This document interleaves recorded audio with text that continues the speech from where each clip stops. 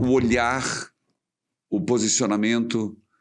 Não minta para mim. Como que você percebe para identificar uma pessoa? Quebra de padrão. Essa é a principal. Tá. Quebra de padrão. Faça comigo também. Tá. Porque assim, o que acontece? Quando a pessoa... Ah, então, mas aí você tem que ter... E você sabe que esse é tipo assim, como é que eu posso dizer? É o desafio que não dá certo. Por quê?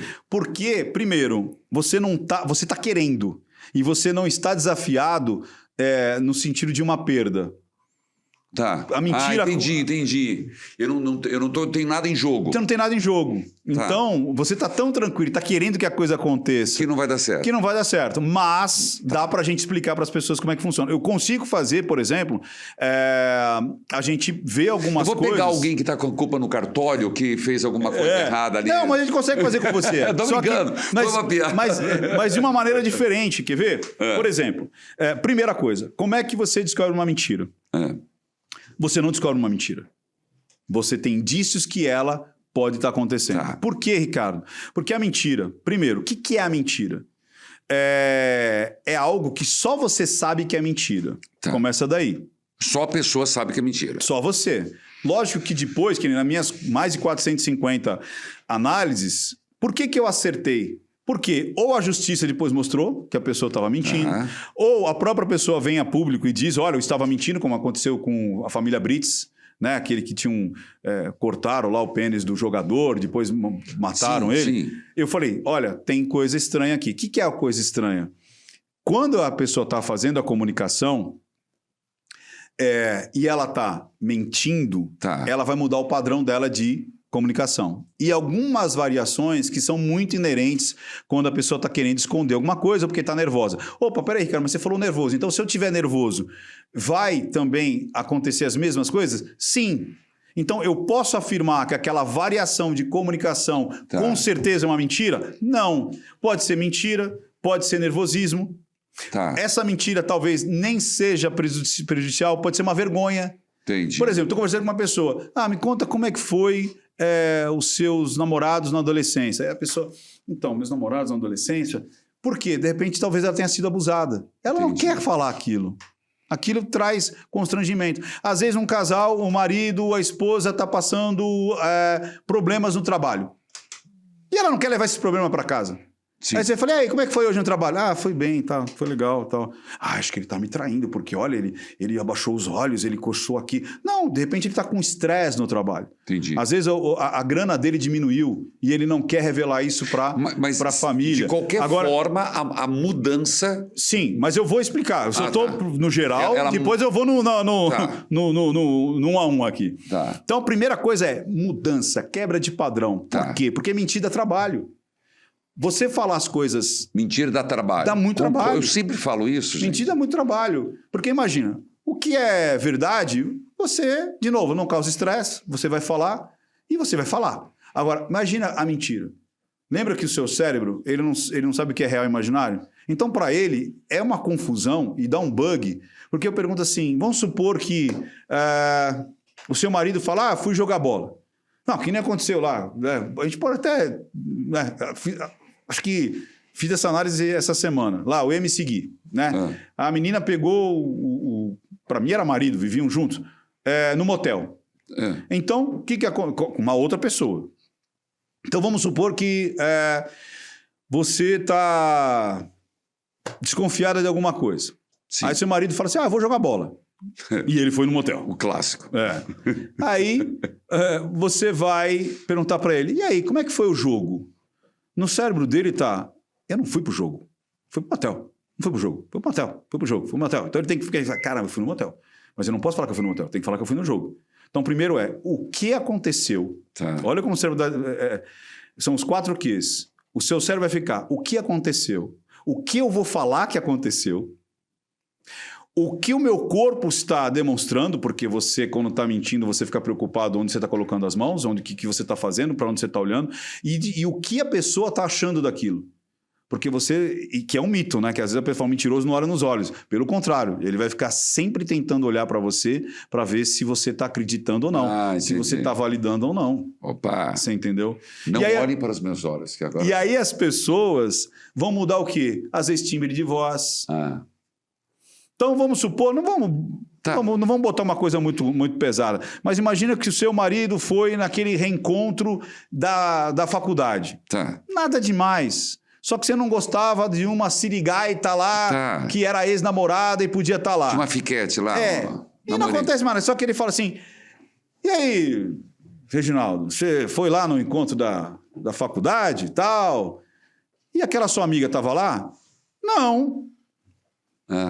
Não. Ou quem? Respondeu com uma pergunta. Entendi. Entendeu? Ou, aquela sua amiga estava lá? Traga o assunto satélite. Você de novo falando das minhas amigas. Em vez de você perguntar como é que foi, se o Ricardo estava lá, poxa, assunto satélite. Eu não respondo e começo a falar de um assunto satélite. Você entendeu? Então, responder com uma pergunta, mudança de tonalidade de voz. A pessoa que normalmente ela fala com as mãos, lembra que ela está preocupada? Sim. Ela fala assim, não, foi normal. O Ricardo estava lá, o Mário estava lá. Entendi. Ela para Quebra de comportamento. Quebra de comportamento.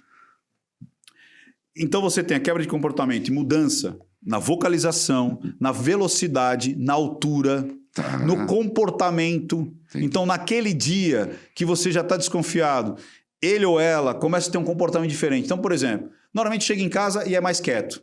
Naquele dia chega falante. Olha, você não sabe, foi legal lá, encontrei o Reginaldo, foi bacana, você tá gordo, ele, nossa, você engordou e tal.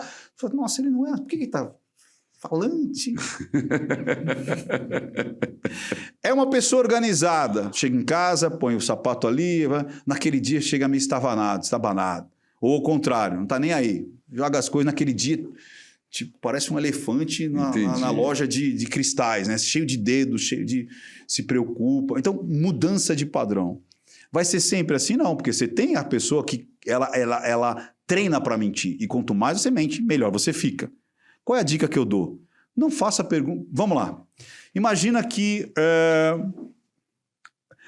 Como é que seriam as perguntas de, por exemplo, alguém quisesse pegar se eu não fui lá jogar bola? Então, o que você perguntaria para mim? Então, eu não fui jogar bola, mas você quer me pegar. O que você perguntaria para mim?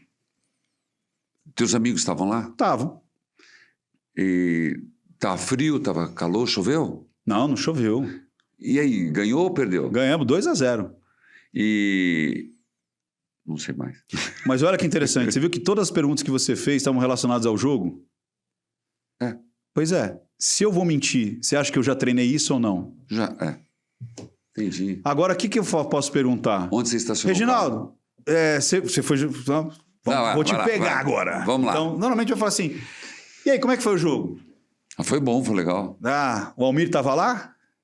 Tava. Tava lá. E como é que... Ele falou que estava meio gripado, ele sarou da gripe? Então não deu para perceber, porque... não deu para perceber. Não. É porque a mulher dele falou para mim que ele estava até com febre. Ele então, estava sem comigo febre? não comentou nada. Entendi. Não, porque... Acho que não estava com febre, senão ele estava lá. Normalmente, acaba o jogo, vocês tomam aquela cerveja lá. Vocês tomaram a cerveja lá naquele barzinho?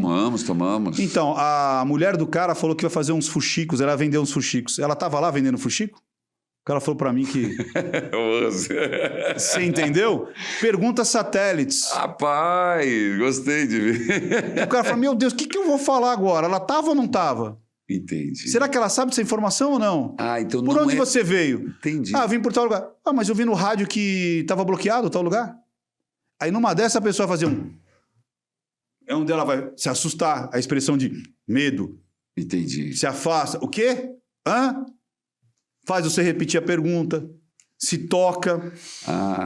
Eu já tinha me tocado. Agora, o legal... Eu o pessoal não estava mentindo e já estava me tocando. Você já estava preocupado, entendeu? Porque preocupou, deu um estresse. Falou, o que eu vou responder agora? Então, não pergunta o óbvio, pergunta satélites. Entendi. Perguntas que...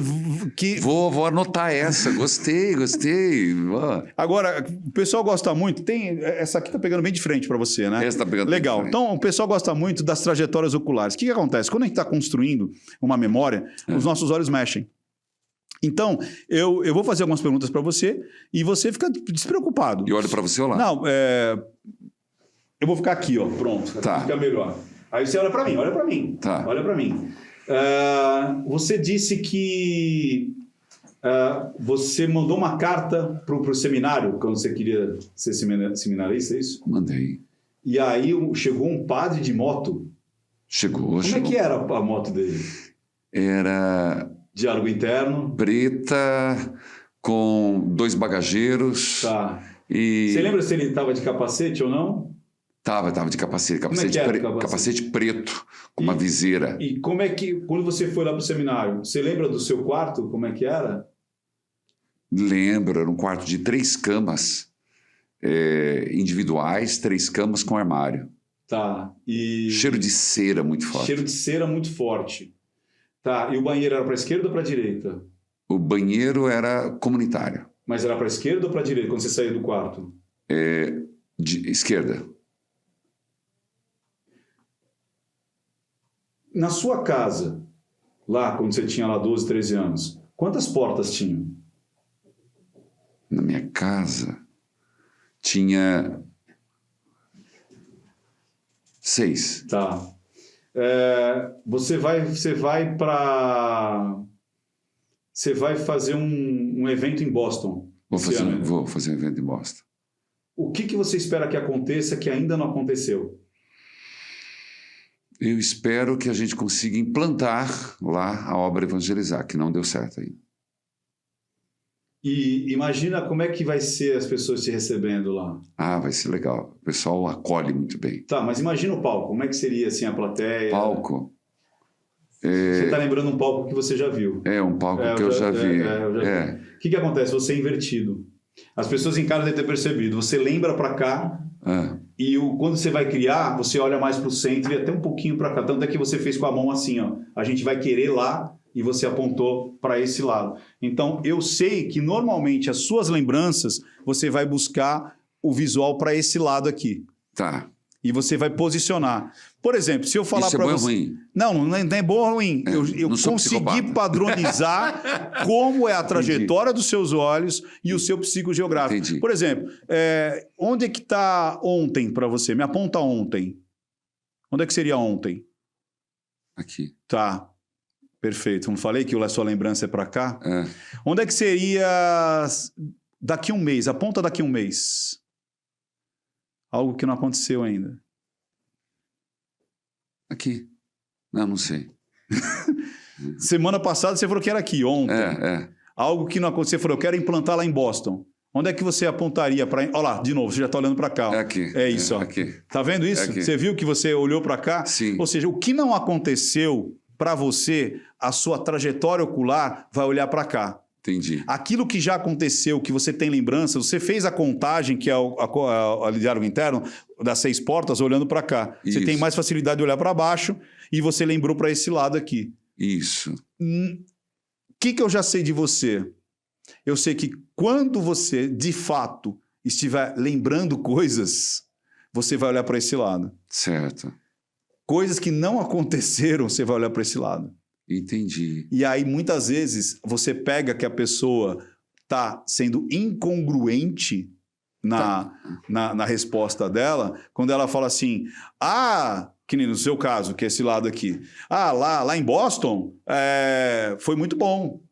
Aconteceu o esperado. Aí eu falo, eu não acreditaria muito no padre, porque ele está buscando algo que ainda não aconteceu. Do lado que não é comum ele... não é comum ele olhar. Então, eu vou analisar cada pessoa.